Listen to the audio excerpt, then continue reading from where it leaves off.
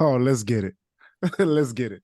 Let's So now, Zuri, turn off mute. Girl, I want to hear the pew pew pew. pew, pew. So out the gate, right? I've been excited to ask y'all this. So the question that I want to kick us off with is this: do you have Ikigai? This is a Japanese concept. It means fulfillment. Basically, that sweet pocket of life where everything is clicking. They say it's the secret to a fulfilling life. So Ikigai is passion, mission, profession, and vocation. And you can break it down in 4 ways. You're asking yourself this question. Our listeners are asking themselves that question as well. Ikigai is the meaning of what you love, what the world needs, what you can be paid for, and what you are good at. So that's the question. Do you have Ikigai right now in your life? In what you're doing, do you have something that you love? Does the world need it? Can you be paid for it? And are you good at it? Do you have Ikigai? And y'all be doing so many projects. I'm probably thinking like, which one? Y'all pulling from different places. Like, okay, well, with this one over here and this one over here. Go ahead, Zuri. That's a beautiful question, by the way. It's a beautiful question to really look in the mirror and look at your canvas to see if you are on the right path. And you are correct. I do have plenty of projects in the fire, which is a blessing. But my answer will be yes. At first, it was going to be no on how you frame the payment question, because I'm not getting paid for either one just yet.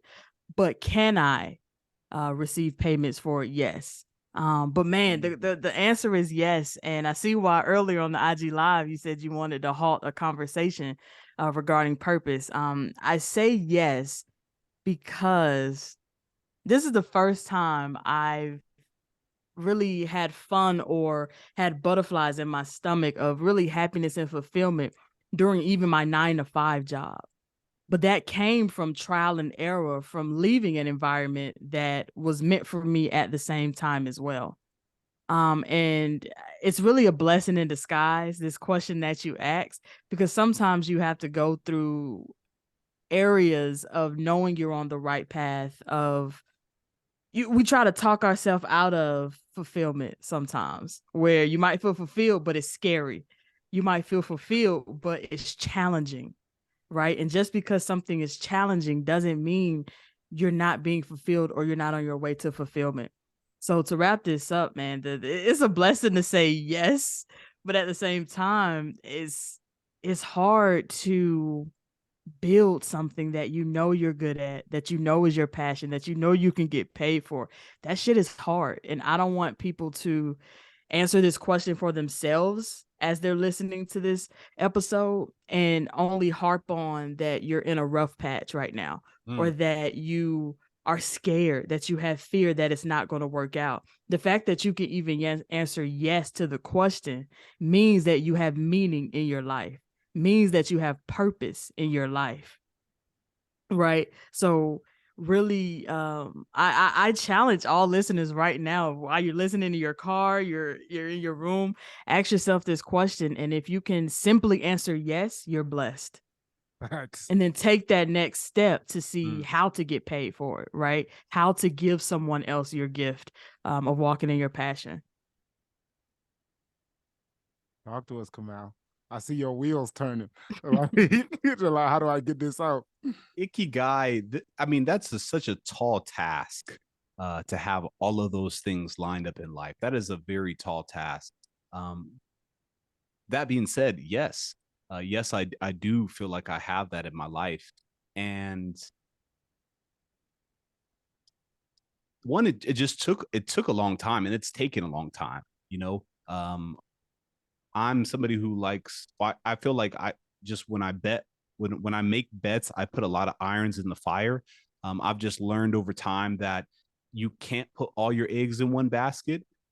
And different things take different amount of times to cook, to heat up, to, you know, to all of that. It, like, you can't bet the whole thing on one thing.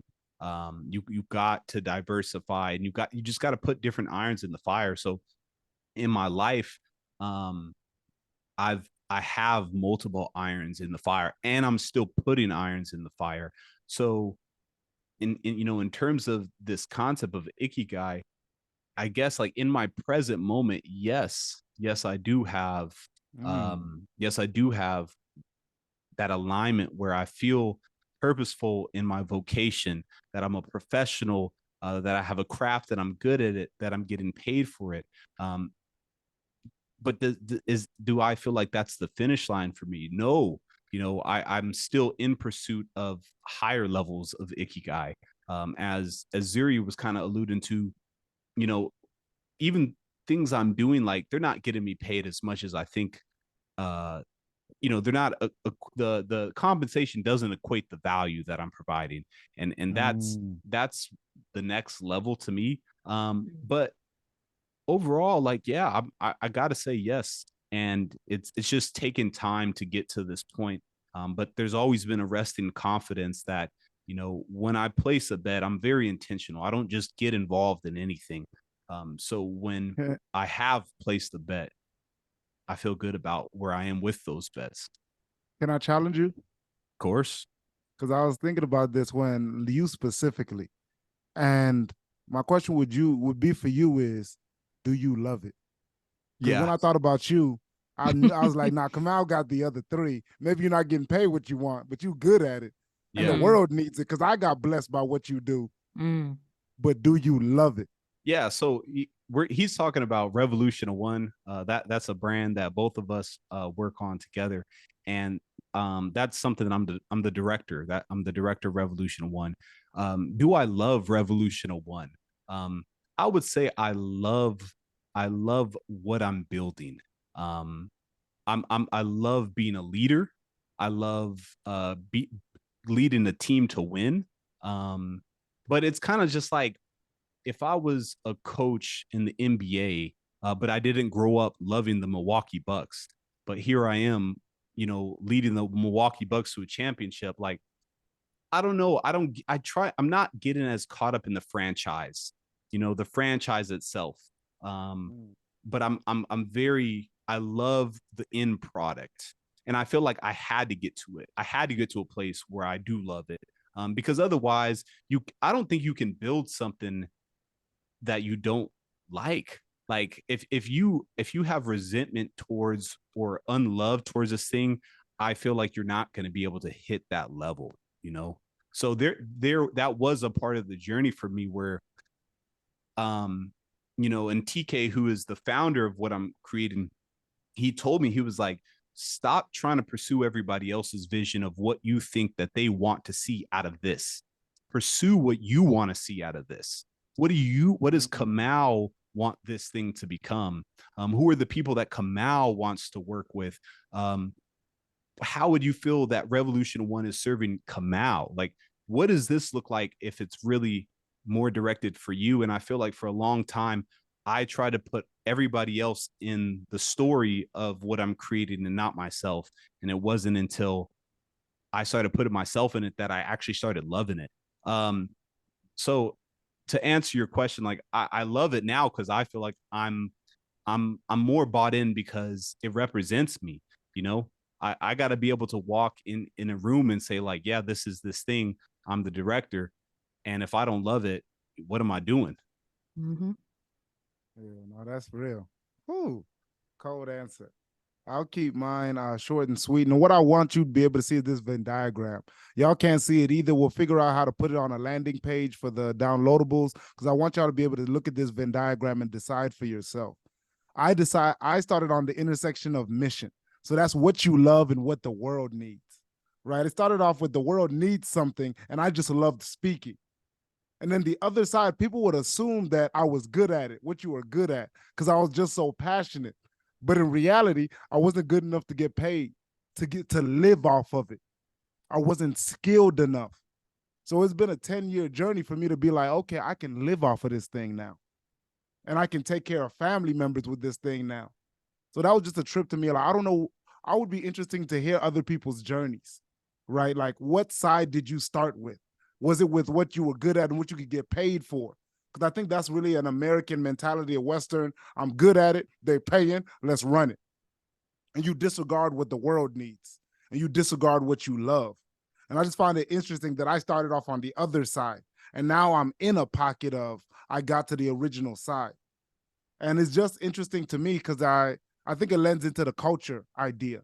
Like, what does the culture want? What does the culture need? And I don't know. I don't know in terms of, like, really, I'm thinking about Black people in this space. Like, and that's a whole nother conversation for another day. But I do want to touch the culture, right?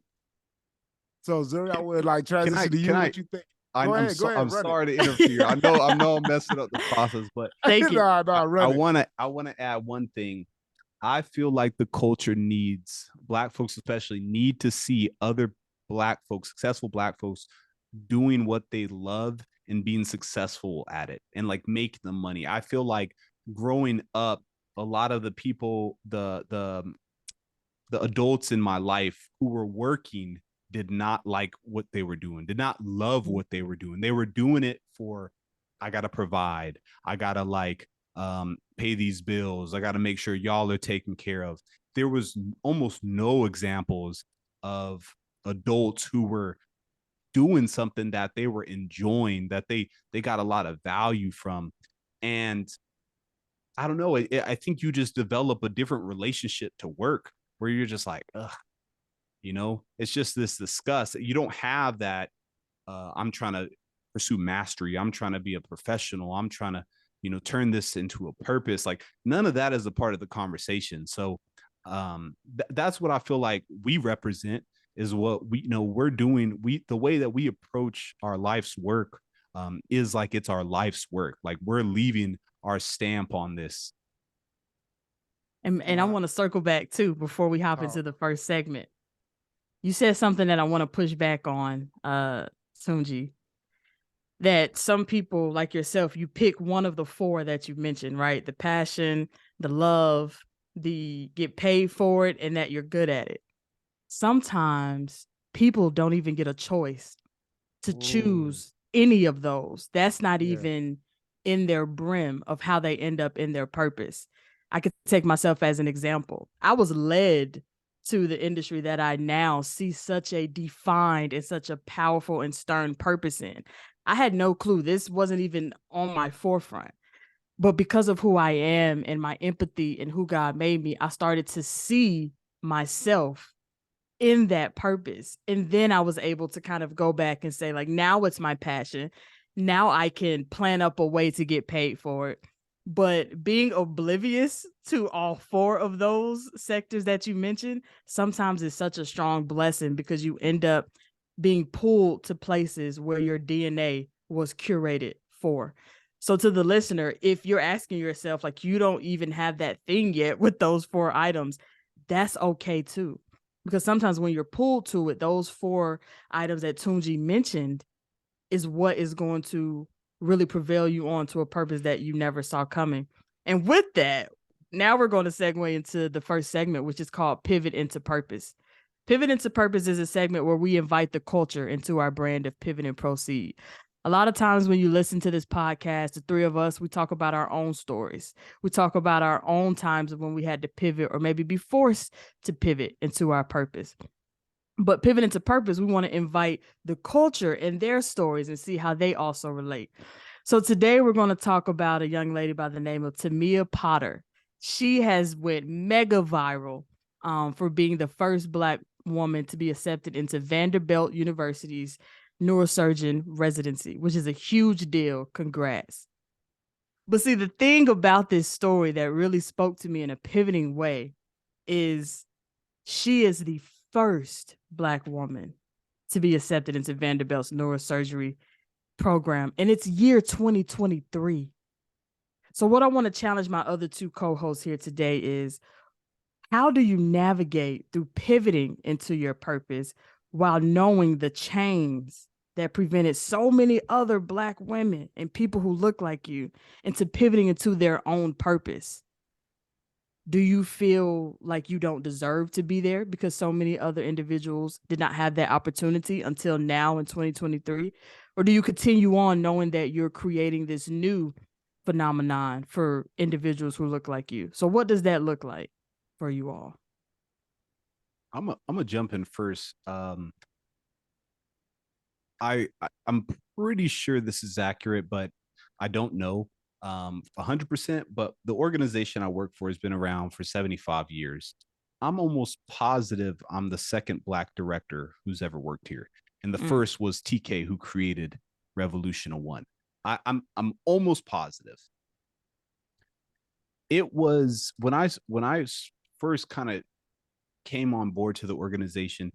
It was definitely challenging, feeling like like an outsider, or feeling like, you know, that this wasn't a space for you, you know.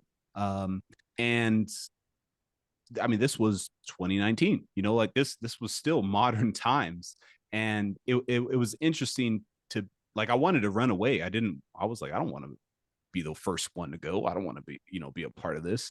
There's so many other spaces out there that are accepting, that are thriving, that are killing it, that are putting Black folks, you know, at the top. And it's like, you know, they're shining in these places. Like, why would I go in another place and try to create something? You know, why wouldn't I just take a path that I've already seen people be successful?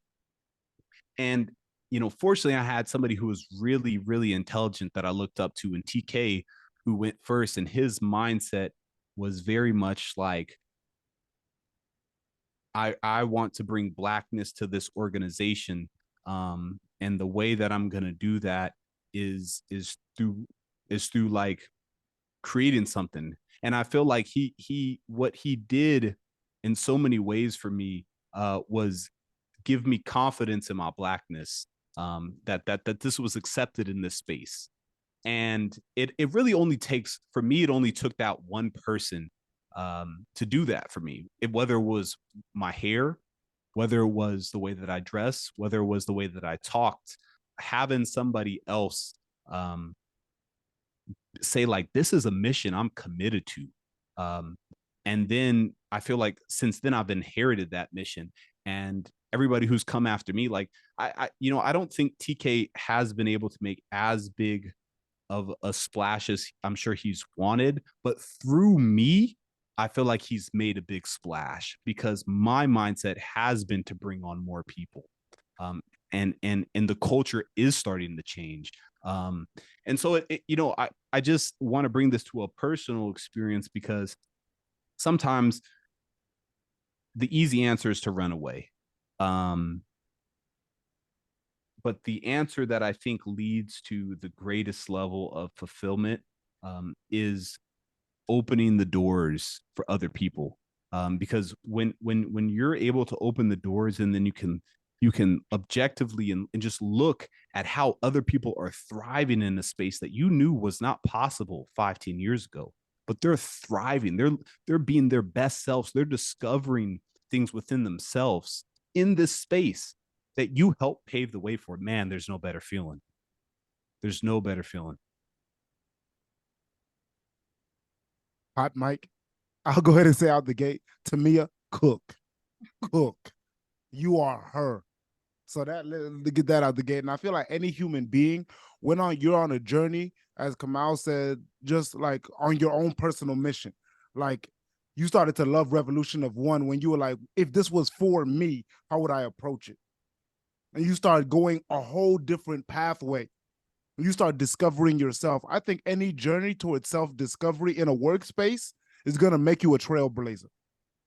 You start going down roads no one else is gone, because no one else is you. But that's doubled and tripled down when you're Black, because then you will be in a space where you're the only, trying to discover yourself in this space, and there's not as many connection points. But even me, myself, like being a Nigerian, trying to start this holistic health company, like Ruggedly Handsome Young Men's Establishment, a holistic health company that has a totally different model. That who starts a business and say, I don't want to be a millionaire. Now we all gonna eat. I'm gonna touch money, and I'm gonna make money a joke, because it's gonna create pathways for each other. Like, totally shifting the mentality. And it took years to get here, to figure it out. And I just feel like you will have moments where you will have to pivot and it's not going to make sense. You will be Black, you will be African, you will be from Cleveland, you will be from student from FAMU, you will be you know, you would have been a high school dropout, you would have been rejected from a school, you would have been all these different things, and then you will have to move into a path that no one else has gone before with your background. And you will be a trailblazer on the other side of it. So I just feel like I shout out to her because she's the first in 2023, but I feel like they're always going to be first. They're always going to be first. And it just hurts to be Black in this time because of everything else connected to it. And we know that there should be other firsts before, but I'm just looking at it differently today, that you will be the first at something. We will all be the first at something, and you're supposed to be. I think a lot of times we, especially in our 20-somethings and 30-somethings, we glorify that word first, right? You're the first family millionaire. You're the first person in your family to make a type of salary. You're the first at a type of company. But until you are in that environment, you do not know really how that feels to seem as the outlier, but still know that you belong there and to not have imposter syndrome while you're there being authentically you. And to wrap this segment up, again, kudos to Tamia, but at the same time, I relate. I've been there. I wasn't the first Black neurosurgeon, right? But I was one of the only women and one of the only Black women at a previous company some years ago. And you don't know how lonely that feels until you are in that environment sitting and everyone looks different than you. Everyone is talking about other experiences other than you.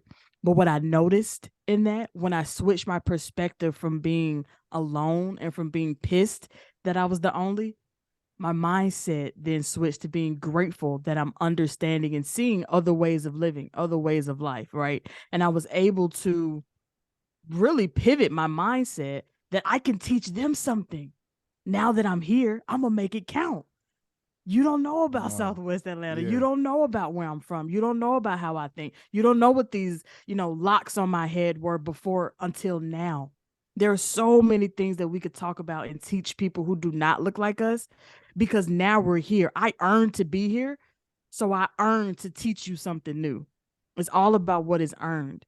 So again, kudos to Tamia, but if you find yourself in this predicament, try your hardest to really pivot your mindset, to see the good and to see how this can elevate you as a person and elevate your emotional intelligence in these spaces where you are the only and sometimes the first only. And two words you said that just are the perfect transition. You said, Tamia, I relate. Right. And that's what this next segment is. Like, really, I relate. Like, I've been there somewhere in my journey. I felt that too. So go ahead, Kamau, it's on you. Let's relate. And the segment that we're about to get in is how should I proceed? It's where we open up the conversation and have a two-way dialogue with listeners and other people who are pivoting and trying to proceed in life. Life throws you a bunch of curveballs at really all the time. And it's about pivoting and proceeding. And so the purpose of this is to really open up just the lines of communication and to have people share their experiences and us to talk about it openly in the hopes that somebody else is going to hear something that they can relate to and that will hopefully inspire them. So from a listener, every time I open Instagram, I feel everyone has a perfect life except me. My friends, they're traveling abroad, pursuing higher education, working in reputable companies, having cool friends group, and caring lovers, and living the good life. And I don't even have anything to show off. It's like everyone is successful except for me. Why am I failing in life compared to my friends?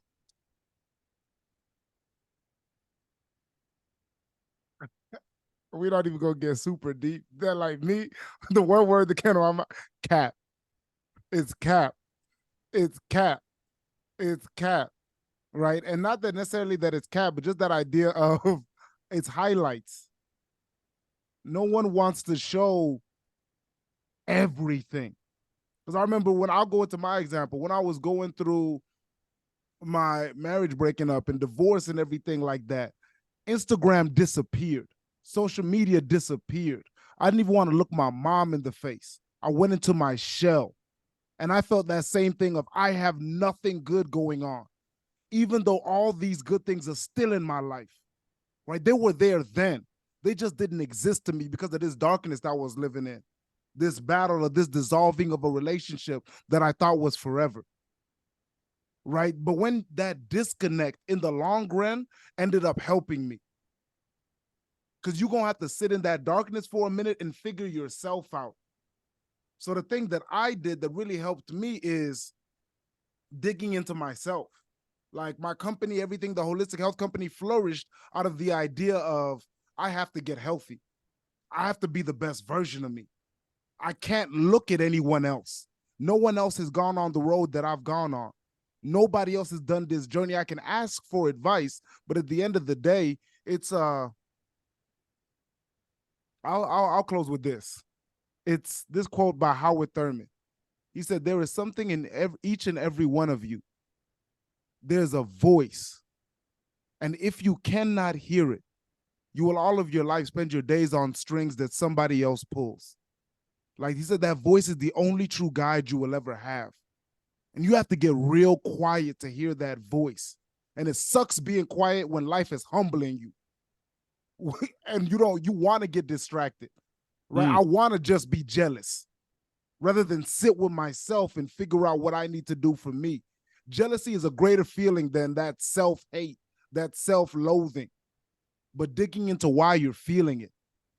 So that's what I said. That's really what that brought me to. Like, it's not about them.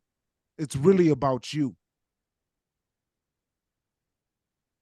First three words that came to my mind was the whole story. The thing about social media is you don't know the entire story. You don't know the whole story behind a post. And this is when it becomes very prevalent and important to pull out your vulnerability, to talk to people, ask those questions, see what's going on in their life.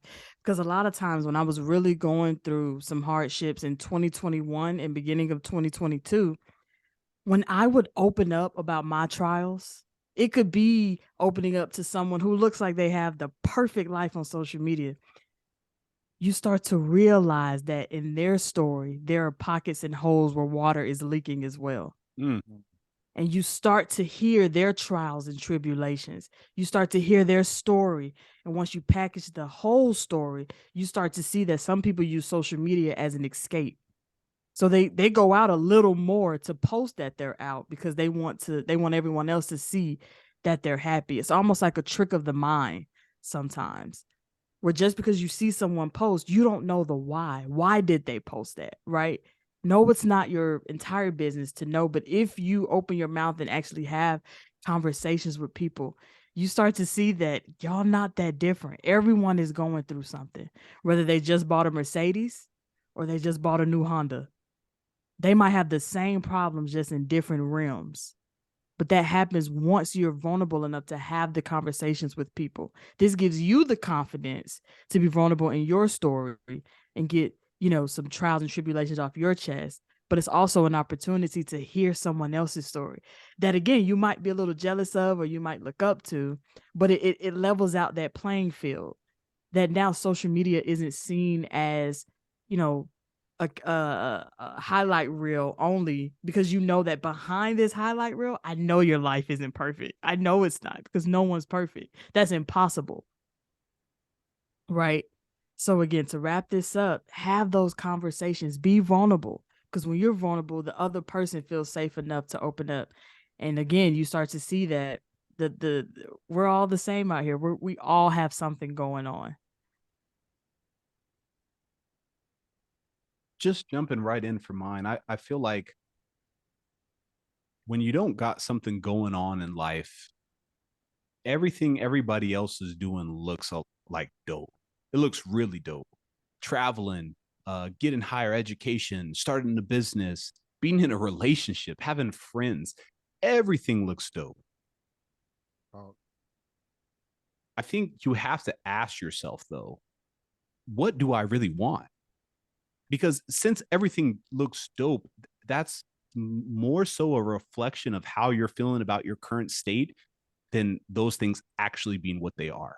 Like oh, they're actually not as dope as they seem right now. You're just not in a good position. So everything seems dope. Everything is more exaggerated. But it's not the case, because even if you had everything going on, even if your money was right, if your health was right, if you had friends, like, would you really want to do all those things? Would you want to start a business? Do you want to be traveling? Maybe the answer is yes, but honestly, maybe the answer is no too. The grass always sounds greener. And I feel like it's important to keep in mind, because you got to recognize that, like, you're wearing certain lenses based on the experience you're having in life. But that's those lenses aren't always the objective truth.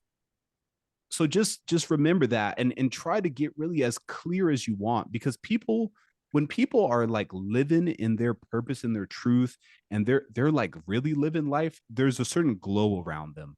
But they're not chasing everything. They're not just doing stuff because it's cool. They're not just buying stuff. They're really happy because they've found what they actually want. They got so clear, and they stayed on that mission long enough to get to a point that they're living a dream. But a lot of people who are on social media aren't doing that. They're just trying to check all the boxes of what success is supposed to look like, or what success a lot of people think it is. Success is so much more individualized than I think you're recognizing at this moment, that you're given credit. So try to get clear on what individual success looks like for you. It more than likely doesn't look like all the things that you named. Just try to find the thing that does resonate with you, and pursue that. bars. And that last comment, Kamau, that what does success look like for you individually, like leads me perfectly into our last segment, our favorite failures. Because my favorite failure is an individual idea of my success. So favorite failure is just exactly what it sounds like. When have you failed? And then on the other side of it, after you've pivoted, after you proceeded, all of a sudden, now this is one of their favorite moments. I don't get to be me if this didn't happen. And mine is my relationships with African proverbs. So every morning I sit in the car, I have my own personal space, and I have these African proverbs that haunt me, right? That I want to know what they mean. What were the ancestors saying? What were these different sayings that were passed down from generations? Not just, Africa, Nigeria, like African Americans, Africans in the Caribbean, Africans in Europe. Like, this is global. And then they'll say something and I want to know what it means. And a lot of times I'll sit on an African proverb asking myself what it means every day for months. Wow. And it'll just be like, what does this mean? Still don't know. And then you keep it pushing. Still don't know. Keep it pushing. And one of my favorites I'll share is this African proverb. It's a bird that lands on an anthill. A bird that flies off the ground and lands on an anthill is still on the ground. And I was like, what? Like, duh. Like, this is like, what does this mean? And it wasn't until somebody else's journey.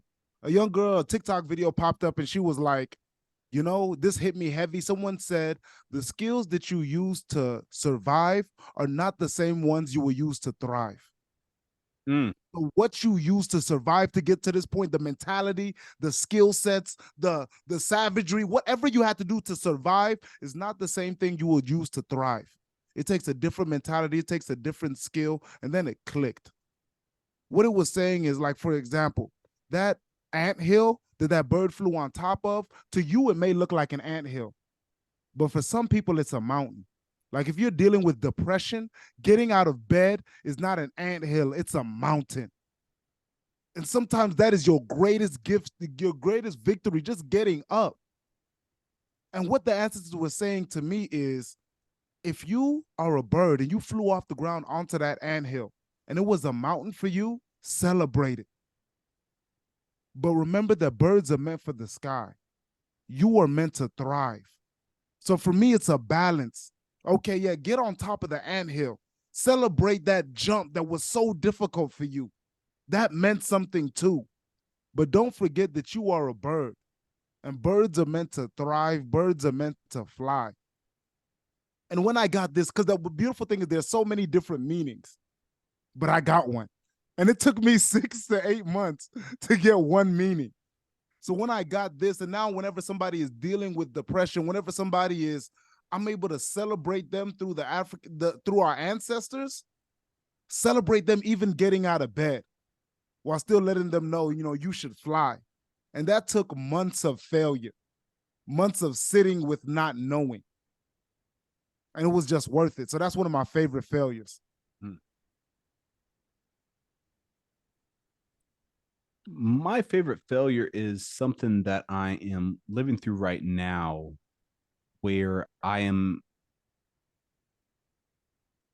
have a certain level of, I think, clarity and just awareness to the failures in my parents' lives, like the decisions that they've made in their own lives, and just how it's affecting them, and how they're moving forward in life and trying to continue to find that higher ground for themselves, trying to pursue the dream. Just because you get older in age doesn't mean you give up in pursuit of the dream. But I feel like, I don't know about everybody else, but when I was growing up, the adults didn't share everything with the kids. You didn't get the full scoop on what was going on, and it's taken really until I'm basically 30 years old to get that scoop, and it's ugly. I mean, it's not all ugly, but there are some ugly parts of it. There's some ugly truths, and I feel like that's real life. Like life happens, and decisions have to be made, and looking at them, like, some of them are really ugly, and some of them don't make me envious to be in that position. But I feel like it's I'm grateful to have the ability to have these conversations, to get to know, to have this level of clarity for the ugly truths, because I mean, I don't have to take that same route, you know. I don't have to continue that same pain, and I don't have to, to live the same struggle. And I feel like it very much sucks, to have to learn from somebody else's experience, somebody else's struggle experience, especially when it's a person you love, right? You don't want to see the people you love struggle. But having a front row seat to it, is a favorite failure of mine, because it just gives, it gives you that perspective. Hey, yo, that's powerful. And I'm over here like antsy, ready to jump in, because I have too been there, and something you said, those ugly truths, and something else you said. I feel like a lot of people grew up that way, right? You even if the ugly truths were told to you in a way, you don't grasp it until you're living through a time when you're older, maybe in your 20 somethings or 30 somethings, where it's like a light bulb moment. And yes, we could have known these ugly truths when we were younger, but did we really need to know them when we were younger? It's something beautiful about going through our own journeys and having those aha moments where now we're thirsty for those ugly truths. Now I go searching for those ugly truths because I need it right now. And it's such a blessing. And it also can be a curse, right? Because people grow up differently. But if you're listening now and you're in your 20 somethings and 30 somethings, 40 somethings, whatever that looks like for you, search for those ugly truths. Ask those questions for those ugly truths. Bring out your vulnerability as well, because sometimes you have to bring out your personal ugly truths to receive even sometimes a family member's ugly truth. But talking through those moments and talking through those lessons, you start to learn the people that your bloodline better. But at the same time, you start to look in the mirror. Like your ugly truths sometimes are identical, right? But again, asking those questions, you get to cut that time in half of trying to figure it out, of trying to go search for it, right? You get tired, right? Instead of putting in that sweat equity, ask those questions now and get that aha moment is quicker the better. And it just opens so many doors for you. Like whether in your relationships, your career development, whatever that is. And it is such a beautiful thing. It's hard though. It's definitely hard. You have to put in that work to really want to know. Facts. And I think one of the we'll go ahead and transition, but the hardest thing is, hey, realize a lot of it's not in your control. For all my fixers out there, you're gonna take some L's. It's gonna be failures for like you to think you just go you the chosen one, you're gonna fix a problem that's been sitting there for like 30, 40 years. Like, it's humbling. It's humbling to just learn and not being able to do. And especially do what you feel like you're built to fix. So, just be prepared for that. And I think that leads me into my glows and grows. I'll say my glow is I no longer try and fix people. Like I'm not. How do you get there, brother? You gotta tell us the secret. I only focus on what I can control. That's the secret. And it's really a letting go process. Letting go, being able to love someone where they're at. And if where they're at is harmful to you, creating space. Right. So my thing is Zuri did this cut with the scissors, like it ain't nothing to cut that off. Like real quick. Cut 'em. But my thing is I create space. Some people you can love with a hug. Some people you have to love from the other side of the room. Some people from the other side of the country, if they're really that type of person. Right. But that isn't my thing is just creating distance to where I can function as the best version of myself. Like if we're talking toxicity, if we're talking lack of control to change it, it's just I focus on what I can do. I'm so obsessed with I can do things that can change the world only if I focus on the things I can do. Respect. That's it. Otherwise, this falls apart. So it's just super getting internal for me. And my grow is I got to get this routine together. I feel like I say this every episode, but I got to get this routine together. If I can get this, I don't have a speaking engagement routine at the house where I touch every project, and it's been growth. I think that's why it's my growth too. Because at the top of this week, I was all over the place. I stopped using my calendar that really has all my projects on it, and now I got back into it. And I felt so much freer this week, so much more productive. I'm putting, when you check out boxes on a to-do list, that thing in red, you make it green, and you're like, I'm him. Like that's how I felt all week. So just that growth. Now I have a taste for it. I want more. I want more of that efficiency. And really it's chasing a feeling. I want that feeling of I'm doing right by freedom. So, soundtrack to my glow and grow. I sent this to Zuri earlier this week. Don't you dare take that song. Don't you dare. Don't you dare. Never mind. I'm so good.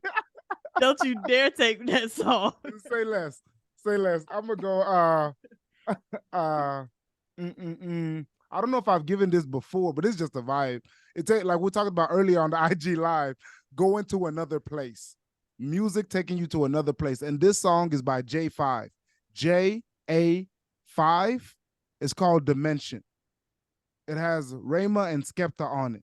You listen to it and it's just otherworldly. You get transported to another place. So when it's one of those moments where I need to lock in and get to work, I put in Dimension on by J5. J-A-5. Bless yourself with that. Nice. All right, I'm gonna hop on in here. Oh man. Okay, so I'm gonna say this is my glow. I'm gonna start with my glow. It'd have to be my vulnerability with platonic friendships.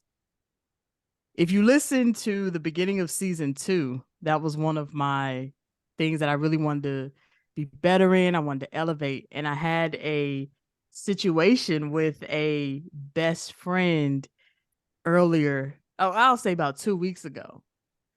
And you don't realize really how much you love someone as a friend and how much you value their friendship until you get your feelings hurt by that person. But you're not automatically like, oh, F them, I want to cut them off. You think through it and you sit with it to see how to convey your feelings in a respectful and a loving way so they know that you still love them, but you had me fucked up. But I love you, so we're going to talk about this.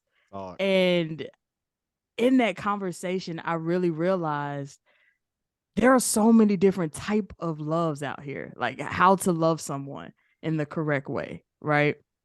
But you have to be vulnerable to do that.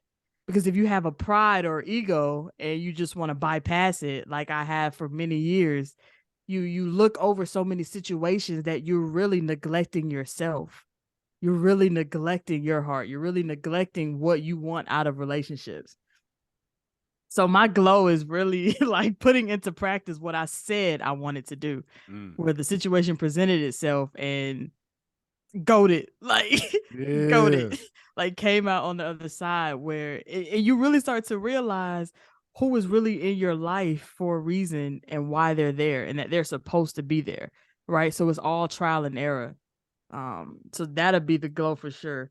The grow, I would say, it's kind of a glow too, but I'll just say both. It's really like building this podcast with these two other co-hosts. Like behind the scenes, we are very consistent, and I just want the listeners to know that you all do not see the behind scenes yet, and we're just very consistent. And it's really a shout out to Kamau and Tunji as well, because it's easy to fall off with anything. And I feel just gratitude that we're building this together for sure.